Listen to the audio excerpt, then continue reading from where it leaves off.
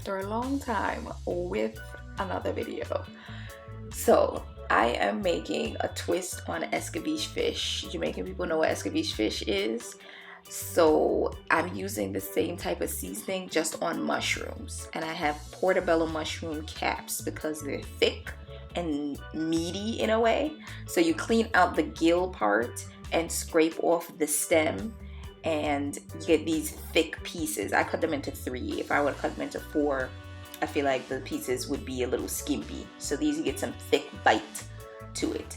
So next is the batter to make it kind of like the same texture as you would with fish.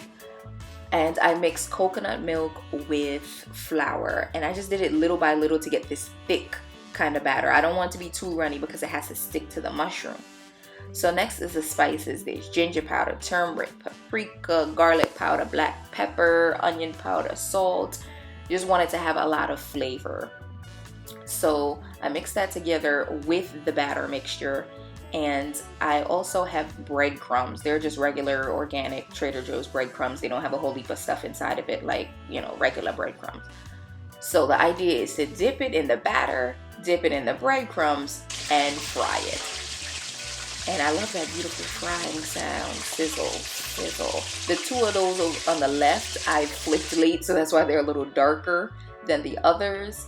But it was just 2 of them. They had a nice crisp though, even though, I took a little while to flip them, but I got the hang of it and figured out how to do that. And there are 3 right here that I just dipped in the batter because I wanted to see the difference between just dipping in the batter and dipping it with the breadcrumbs. You see the difference in the texture and the look of it, those that have breadcrumbs and those that don't. So now to the sauce, I guess you would call it, or some such. You need carrots, onions, scotch bonnet. I have the sauce, not the pepper. And I have cut up sweet peppers in the freezer, so I didn't have to cut any up. So I take the oil from where I fry the mushrooms and put a little bit in another pan so I can saute everything that is going to be the escovitch, because this is what makes it escovitch, not necessarily eating it with fish, just this part right here. I have thyme in there, onion, carrot, and the peppers. So after a while I put vinegar in there because it's supposed to have a pickled type of flavor, and then I put the scotch bonnet pepper sauce in there. So you bring that to a boil and it kind of looks like this, and it's supposed to have a tangy, spicy flavor. So if I had a big pan, like a glass pan, I would put all the mushrooms in there and then pour it on, but I have a foil pan, so that works the same. You just pour it all on there and it gets the juices on each piece. And of course it's pretty. Look how pretty.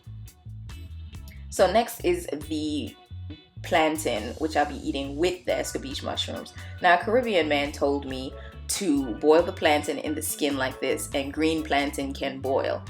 I never done it this way, but I listened and it turned out fine. Speaking of which, I have a blog about Caribbean men, AndreaTeal.com. Check it out. So this is how the plate turned out.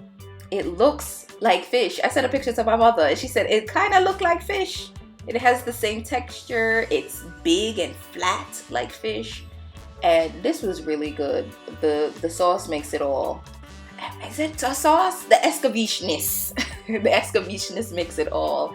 And the mushrooms were nice and crispy. Had a nice layer on the outside.